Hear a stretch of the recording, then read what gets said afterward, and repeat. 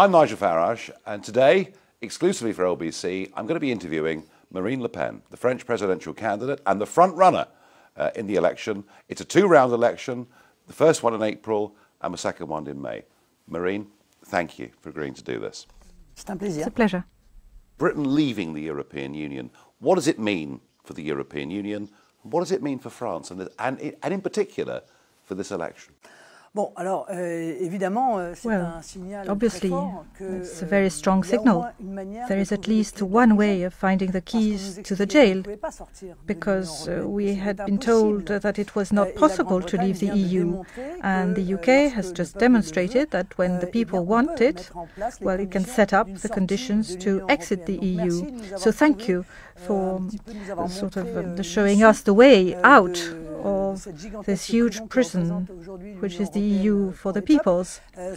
And it is very lucky for the UK. And everybody knows that, because beyond the strategy of fear implemented before Brexit, today the UK is already reaping the benefits, all the benefits of this bold decision that the people made. It makes it possible to be free and to move forward without the EU poking a knife in your ribs and obliging you to go where you don't want to go. It means that you can control your borders, your economy, you can negotiate trade agreements that are in the interest of your country. Now, your position in regard to this election is what you've said, is that you will renegotiate France's relationship with the European Union and then put it to a referendum of the French people. It's interesting because David Cameron said exactly the same thing. He said he would renegotiate with the European Union, he would put it to a referendum, but he, of course, was doing it with the belief that the United Kingdom would then stay part of the European Union. Are you doing a mirror opposite of David Cameron? Are you doing this because actually in your heart you've decided the time has come for France to leave the EU? Well, I think that's the fundamental difference between Mr. Cameron and myself. Mr. Cameron decided to go ahead with a referendum for election reasons. The idea was to appeal to those in his movement who felt closer to UKIP than to a pro-European vision.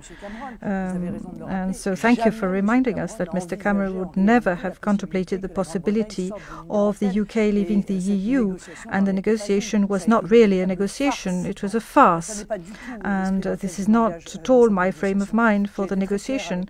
I was quite clear with the French in this regard. I told them we want to restore the four sovereignties, territorial, monetary, economic and legislative, the superiority and the law prevailing over European directives, and there will be a referendum. And if the negotiation fails and if the French do not want to leave the EU, as I said, I would step down, because nothing in the 144 commitments can be implemented in the prison of the EU, whether it be in terms of the economy, in terms of corporations, in terms of tax, fighting immigration, or when it comes to preserving our identity. Nothing is possible within the EU today. So let's be absolutely clear. You've decided that it's right for France to leave the European Union. If I cannot restore those four sovereignties, and if I do restore them, I won't be the only one involved in the negotiation, because a great many countries, just like France, are suffering, as was the case of the UK. There is Greece, Italy, Spain, Portugal, and I am convinced that France, which is a great country, could lead this negotiation, and other countries will join in to support the claims. And if we do succeed, the EU will no longer be the EU, just like the USSR that would accept private property or multiple parties or freedom of the press. That would no longer be the USSR. In that case, the EU would change its nature and it will become a Europe of nations and cooperation that we would like to have. And in that case, it would give all the European countries the freedom that they have been lacking and that make us slaves. Yes, I mean, in a sense, your renegotiation, if you win this election, is to go to Brussels and say, change everything or we're leaving. That's exactly right. Change everything and give us back what you have taken from us. Give the people back sovereignty it deserves. People who cannot decide on its immigration policy, who comes in, who stays on the territory, who cannot make any laws without asking for a technocratic supranational authority, a people who cannot do economic patriotism for its national corporations, a people who cannot decide on its trade agreements with such and such a country is not a free people. We have fought. We have fought it out for a long time. The UK has fought it out, so has France, in order to become free countries, fully free countries, and I am not going to give up. Now, of course, part of that is leaving the euro. And I think, frankly, almost everybody, apart from Mr. Juncker and Mr. Verhofstadt, would agree that the euro has been a catastrophe for the Mediterranean countries. And I think of Greece and Portugal and Spain, and we know it's not working. Let me ask you something. Do you have a plan? Do you have the expertise around you to get out of the euro and to reinstate the French franc? Because if I was a middle-class French voter, let's say that I owned a decent property, I had a business, and I'd be thinking, well, what Marine Le Pen says to me about sovereignty, yeah, that makes sense. We believe in the nation state, we believe in governing ourselves, but we're in the euro. How can she guarantee me that we'll leave the euro without something terrible happening to our finances? Well, of course, we have the expertise. We have a great many professionals, economists, people who work in banks, including in central banks, and they have been working on the euro exit plan for many months. But for 15th century, France had the national currency, so we do know how that works. But with the euro, the financial powers have set up the conditions of an artificial panic to keep the currency. So the euro is the currency of the banks, of the multinationals. We shall implement all the conditions to allow the French not to suffer from going back to the national currency, but to have immediate benefits that are immediate benefits for all. The only real question, and I have an answer, by the way, is can the euro survive without France? My answer is no. And that is why I have all the establishment against me, all the pro-European system against me, all the financial institutions and the banks know that the euro is the cement of the European Union. If France comes back to its national currency, then the euro will no longer exist, and that is a good thing. The currencies will come back to their level of natural value, which is very logical and fairer in terms of international trade. Well, no, the truth is, it isn't just the Eurozone that can't survive without France. The European project can't survive without France, because after all, this was a project of reconciliation back in the 1950s. And if I'd been alive in the 1950s, I would have supported the idea that nations should be friendly together. But I wonder, given that if you're elected, you effectively will bring down everything the political class in Europe have worked for since the signing of the Treaty of Rome in 1957. Do you really think that you're going to have a fair opportunity with the French media, with the establishment, to get your message out? Well, the French media will fight me until it happens, and when it does happen, part of the media will explain that I was right from the start. That's not a problem. Take a look at Donald Trump in the media. Part of the media are fighting him, and they will continue to fight him. But in France, 95% of the people don't trust the media anymore. You have to be aware that it's not the media who decide. If that were the case, it would not be a democracy. Why am I fighting for the restoration of the national currency? Well, because I believe it's in the interest of the people. It's as simple as that. It's not for dogmatic reasons. If the euro had contributed to the wealth that had been promised, the jobs, the growth, I would say, well, it seems to work. But not only do we have a tragic situation economically. We have broken our record of 50 billion euro in deficit in January. But there's also a kind of war between nations. There's a lot of tension between European nations. They trade insults. Leaders call each other names, a coward, liar, whatever. So I think that's not good. I think that restoring peace will involve restoring nations that are fully back in their sovereignty and that can therefore talk to one another and will come up with great projects like Airbus or Ariane that have been very successful because they have nothing to do with the EU. Now, 2 weeks ago, Theresa May, our Prime Minister, rolled out the red carpet for Emmanuel Macron as he went through the front door of number 10 Downing Street, met the Prime Minister, did a press conference on the steps. It seemed to me perhaps to be quite overt, open support from the British Prime Minister for the man that is likely to be your rival in the second round. So the question is, has the British Prime Minister snubbed you? Has she said that you can't go and meet her? Well, that seems to be the signal that I received. I find it difficult to understand the consistency of the ideas and convictions in this approach, because Mr. Macron is, of course, the key salesperson of globalization. Yeah. He is for everything, deregulation of everything, opening up of borders, mass immigration. He went to Algeria and explained it was necessary to build a bridge, as it were, between Europe and Algeria.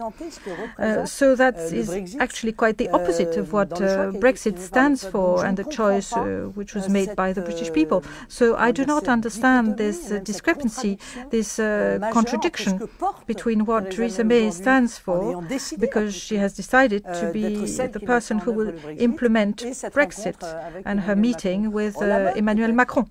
Have you asked for a meeting? I mean, have you actually said, please, can I come and see you? No, I didn't ask to meet her. But if I'm elected, I will have to meet her.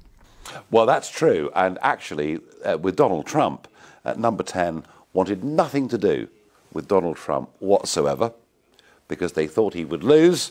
And when you win, if you win, then that would certainly change. Well, she's good at getting it wrong, but that's rather reassuring.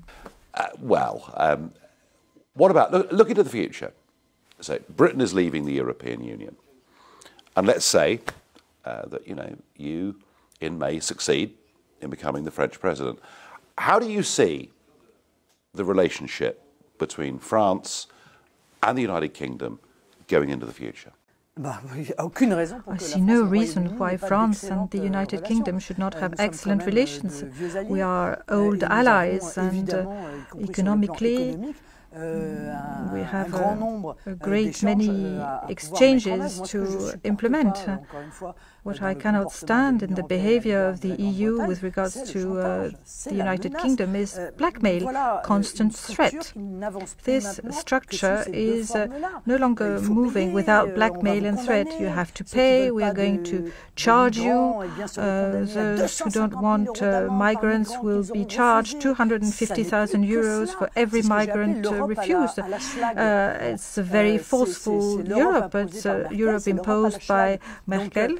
And I believe that between two nations as old as ours that are free and confident, we'll have excellent relations as well as trade relations, as was the case in the past.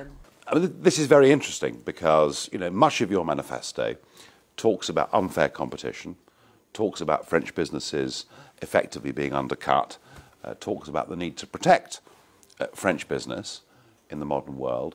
Do you see, I mean, is there potential in the case of the United Kingdom for us and France to have a trade deal together? Yes, of course there is potential. Economic patriotism that I want to set up is quite simple and straightforward. Local authorities in the French state must obviously use French suppliers. It makes common sense. They spend money from the French people, and therefore it makes sense that they should be able to take part in public tendering, and French companies should be preferred in order to create French jobs. But again, the money spent by the French state is not all the French economy. Thank goodness. And so when a nation does not perform dumping, that is environmental dumping or health and safety dumping or social dumping that could be dubbed as scandalous, as is the case, for instance, in Germany with the swine breeding, then I see no reason why there should be custom duties between our countries. Custom duties are like microsurgery. When a strategic industry is in jeopardy in one country and which emanates from dumping which is not acceptable, in that case you can set up custom duties depending on the products and depending on the countries, but it should not be general. I think that France should also conquer the world, and the euro is a major handicap. It is interesting to hear you saying that, because Monsieur Hollande talks about the United Kingdom outside the European Union. I mean, he's not going to be there, I know, but it shows the thinking of some of the French political class. He talks about the UK outside and about big tariffs on both sides. And I note that we are one of the biggest buyers of French agricultural produce, of French wine, and actually the United Kingdom for France is a very, very important market. I mean, do you think the French establishment, in opposing Brexit and in supporting a tough deal with Britain after Article 50, do you think they're actually putting the interests of the European Union above the interests of French workers? Today, French political leaders are subjected to the leaders of the European Union. Therefore, their behavior is systematically threatening, bellicose, vis-à-vis all those who wish to exit the model. Look at the way in which François Hollande treated Donald Trump. Look at the way in which François Hollande spoke out about the British people after Brexit. Look at the way in which he treats Vladimir Putin. He is someone who doesn't stand for anything and is insulting and threatening and scorning all the people who make a different choice. It makes no sense. There is no reason not to take the British decision in our stride and work with the UK in negotiations that will take place tomorrow between two nations that have long-standing trade relations. Well, I hope you're right. But what about the crucial question, the border at Calais? We've had French minister after French minister say that if Britain leaves the European Union, the British border at Calais goes back to Dover. Do you have a view on that issue? Well, they do not seem to have a very humanistic vision. What do they want? More and more deaths on the shores of our countries, on the shores of Britain? It makes no sense. Once again, changing Calais into Lampedusa. I don't know. France must control its own borders. We should stop having people making it all the way to Calais. Great Britain is in charge of its borders, we're in charge of ours, and if we leave everything open, we are setting the conditions to have more and more migrants who will once again build this terrible jungle, as in Calais, because Calais is the last border before Great Britain. Some people say that the UK should open up its borders to avoid any problems. I say that France has to control its borders to avoid having a Calais again. So if France leaves Schengen, if France leaves the Schengen area... Of course, immediately, right away. This is one of the first things that I would implement when I'm elected. Immediately, I would suspend Schengen agreement and I would restore our borders, because we can no longer continue to live with this pressure exerted by immigration. And it's going to resume now that the weather's improving. Now, it is. And I have to appeal to you, though. on behalf of one group of immigrants, because there are about 250,000 British people, mostly retired, some in business, mostly retired. They're living in France, they're living in Brittany and Normandy and wherever it may be. What happens to 250,000 British people who are living in this country if you get elected? Well, there again, all this is another strategy of fear. Quite obviously, after Brexit, nothing will happen to French citizens living in the UK, and nothing will happen to British citizens that have settled in France, who have homes there. Having your own migration policy does not mean not having any foreigners on your soil. It means having demands with regards to people living on your territory. When people live on your territory and are not criminals, if they don't dispute our laws, our ways of life, our customs, our values and so on, I see no reason why we shouldn't continue to welcome them in the French style. But once again, we are confronted with immigration, which has a completely different nature. So I do not want to have a workers' directive whereby foreign preference is given, because foreign workers are cheaper than French workers. Yes, I believe that a French person should have priority of access to jobs versus those who have come to France for jobs, because we have 7 million unemployed. But this has nothing to do with any form of hostility or hatred towards foreigners. It's just common sense. With 7 million people unemployed, we must give our fellow citizens the means and ways of living decently. Well, there are 300,000 French people living in London alone. I call them refugees. They've left France because they fear, and they're nearly all very successful people. They're professional people, they're people that are doing very well, they're earning good money. They've come to London because they don't fear super taxes. They've come to London because the cost of employing people is so much cheaper in the United Kingdom because of the huge level of French social costs. I mean, do you think if you're elected that some of those French people living in London would be tempted to come back to France, or would they stay in London? I'm convinced that quite a few will come back to France, because France will become France again. It will be a safe country where they want to bring up their children. They are fleeing France because they are worried about the lack of safety and sectarianism in France. When I set up my economic policy, obviously taxes will go down, because one of the reasons that leads to the rise in welfare expenses, social expenses, is unemployment, since they are creating jobless people. Social expenses rise accordingly, and my economic model, which will restore jobs in this country, will bring the number of the unemployed down, and quite a few expenses will go down. I want to do this quickly, because taxes in France are quite substantial. But we need savings. We have to stop spending 9 billion euros with the European Union. We give them 21 billion euros per year, and they give us 13 million back. Excuse me. Immigration is also very costly, because we handle everything. Medical care, schools, housing, various subsidies, social fraud, which seems to be a sport in France practiced by more and more people, and for which there is not enough cracking down. We will need to alleviate the pressure exerted on household and corporate taxes. Yeah, I mean, talking about sort of community and how happy people feel. London's mayor is a Muslim, which I would have thought is an example of integration and success. But I want you to clarify something for me, because there are a lot of leaders of Eurosceptic movements around Europe who have a somewhat different perspective on this. But is the religion of Islam, in your opinion, incompatible with our Western lifestyle? No, I don't think so, because I think that compatibility has to do with an individual approach. Sectarianism is incompatible.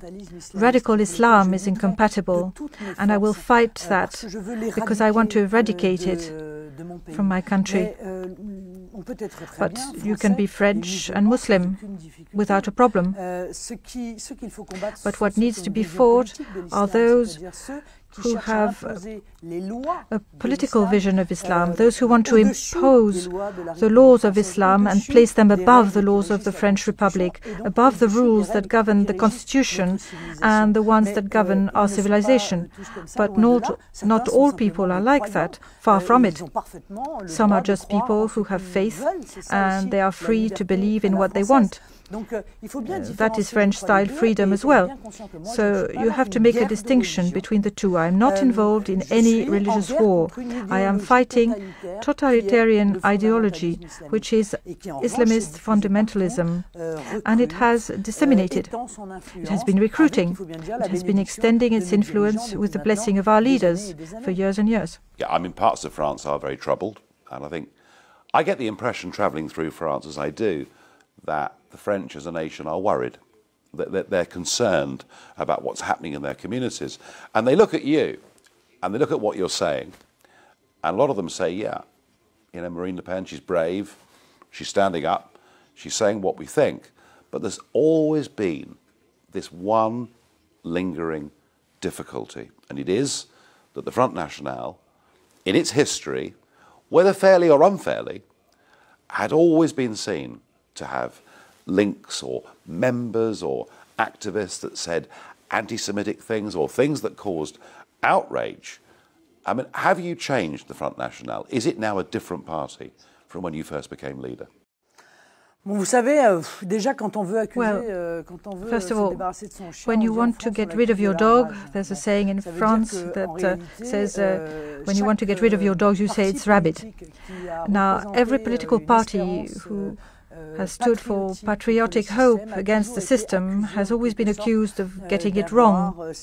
Some people have spoken unbearable words in my movement, but you shouldn't judge me on those words.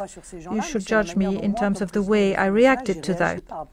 And every time someone said something unacceptable, I immediately excluded that person from the movement, and things have been very clear. Believe me, I did not hesitate when I did that, so much so that I excluded from the National Front my very own father, the very founder and leader of the National Front for 40 years. And this was not an easy decision, but I believe that we could not tolerate words, unacceptable words that would lead to a caricature of our movement. What we're doing is important. Our mission to save France is so important, not so much for France, but for the whole world. I believe that the world needs France, this special voice, this special way of seeing things with a sense of balance, of diplomatic relations. And I could not accept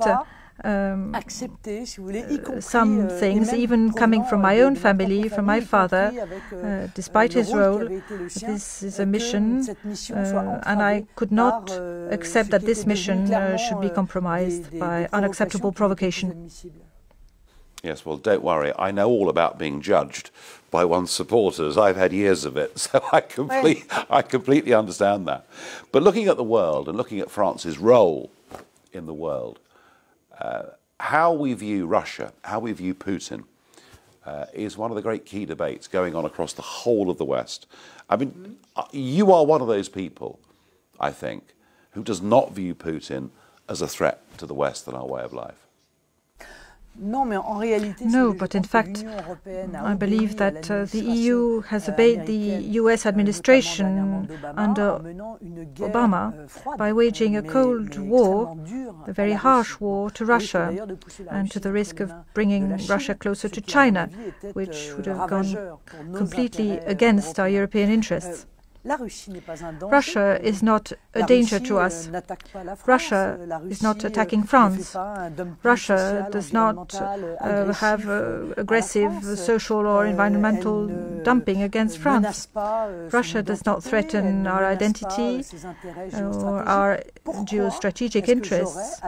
So why should I be hostile to Russia? Russia is a great nation. It has a role to play. And objectively speaking, in Syria, it has played an important role in fighting against Islamist fundamentalism. Russia must be a trade partner, a geostrategic partner. I see no reason why it shouldn't be on a par with the US.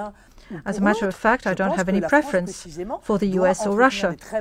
I believe that France has to entertain very good relations with these two great nations, the US on the one hand and Russia on the other. And I'm very happy to see that the US and Russia could improve and pacify their relations, because we are stuck between the two. And it is not in our own interest to have more tension and more conflict. No. But is the accusation that politically you've taken money from Russian sources, does that not damage you in terms of this argument? No, not at all. I don't think so. I borrowed money from a Russian bank. Fine. What am I supposed to do? I'm supposed to pay it back.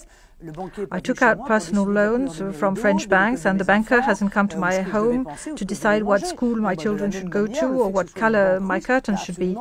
By the same token, it's a Russian bank that has lent me money, and that doesn't matter at all. It could have been American or a bank from Mali or from Guatemala.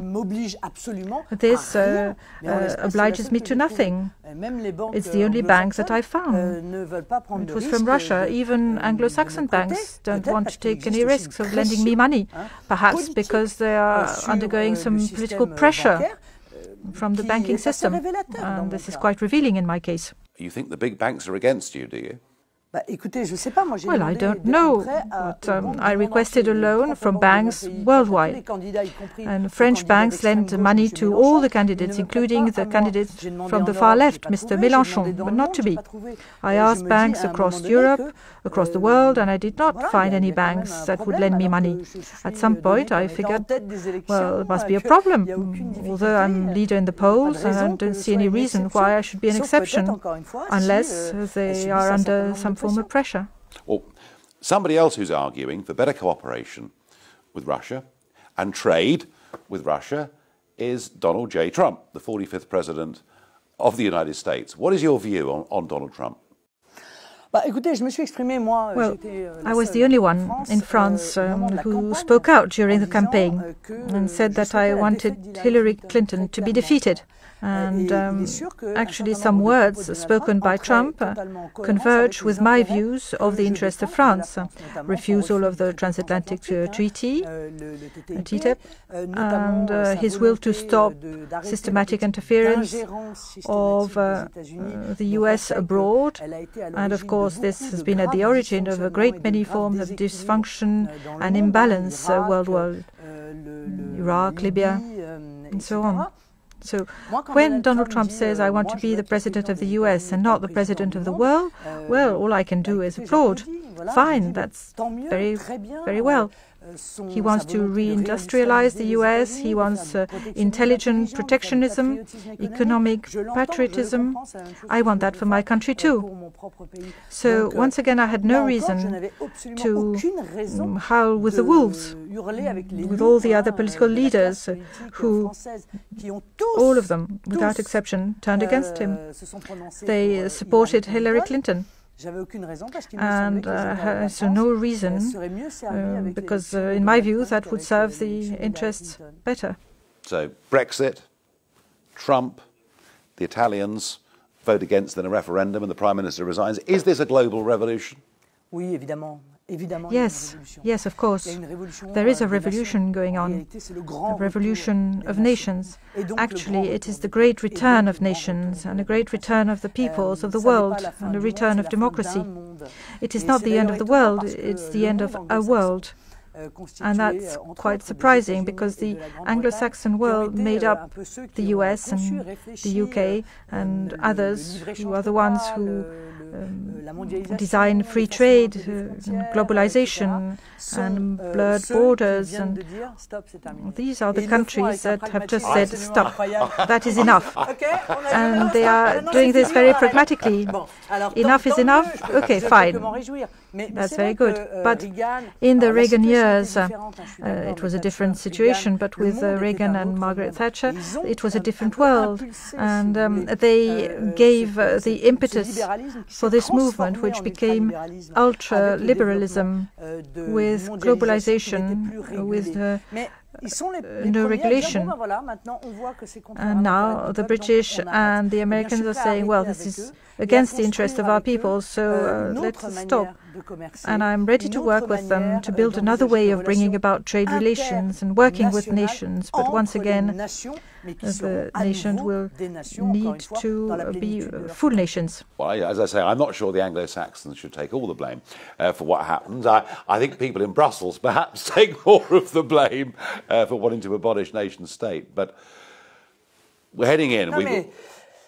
The Anglo-Saxon world has implemented liberalism, and the European Union transformed it into ultra-liberalism, that is to say, fully deregulated trade, where the laws of the market should prevail above everything, including above the interest of the people.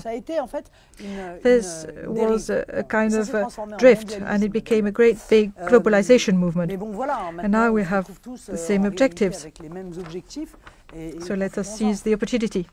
We've got a month to go to the first round. 23rd of April is the first round. And you are currently in the lead in the opinion polls for the first round.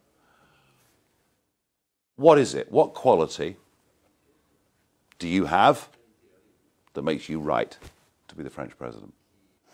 Well, first of all, I am deeply French. I am deeply imbued with the key aspirations of my country, with its historical background, its freedom, its sovereignty, its freedom that de Gaulle defended and that is totally betrayed by those who claim to be their heirs. And I'm totally free because if you look at the other candidates, you see that they serve other interests. They want power to serve the interests of the insurance market or the interests of the pharmaceutical companies. In fact, they are puppets of large financial powers. And actually, they're not bothered with the interest of the people, and the interest of multinationals and banks are very often opposed to the interest of the people. So I think that this is one of the qualities I have. I owe nothing to anyone. I don't have any friends in pharmaceutical firms or banks whom I must please and for whom I must change the tax system. So if the French choose me, they will be choosing a free, convinced, and I believe courageous woman. And it's necessary to be courageous.